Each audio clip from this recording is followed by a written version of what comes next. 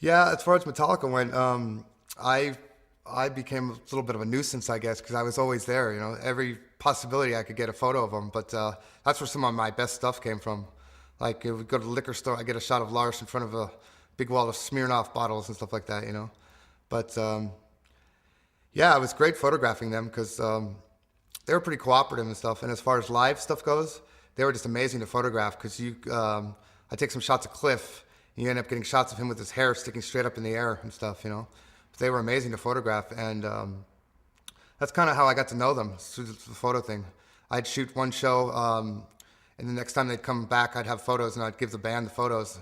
That's where they ended up using some for the records and stuff. They played the Keystone Palo Alto on the Kill 'Em All for One tour with Raven, and I guess there was no cameras allowed, and I hadn't really met them yet, but I took photos anyway. And after they had played, one of the security guards saw me with a camera, so they actually tried to take the film out of my camera, and luckily I'd rolled it back into the canister, but I actually got the film taken away. And a buddy of mine, he was a manager for another band, luckily talked to them and ended up getting the film back for me. But that ended up being the shot that, the roll that had the shot of Cliff that he ended up using on Ride the Lightning. And Ruthie's Inn was always good too, because they'd be just hanging out there. So I'd get shots of them just getting drunk and stuff. But yeah, it was never really serious with the photo thing. It was more like a hobby. And I probably could have done a little bit more with it if I'd been a little bit more serious, but I was more concerned with having a good time, you know. That was the bottom line. So, and we had some great times too back then. lots of things I probably don't even remember, but that's what's great about the photos, you know. There was a big show they played. It was the biggest show they had played in the Bay Area up to that point. Every summer, Bill Graham, the local promoter here, he would have these big shows at the Oakland Coliseum, big stadium. They're called Days on the Green.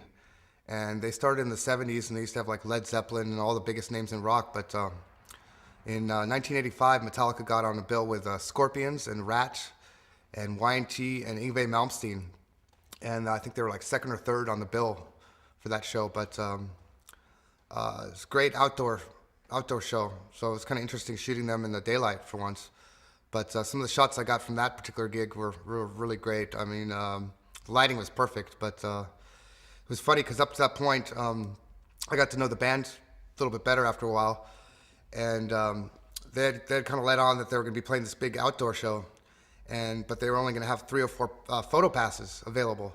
So if I wanted one of those passes, I kind of had to like earn it, basically. So literally, they had me doing their dishes. If I wanted one of those photo passes, I had to do their dishes. So if I ever do an autobiography or like a book, that's probably what I'd be calling it. It's like I wash dishes for Metallica.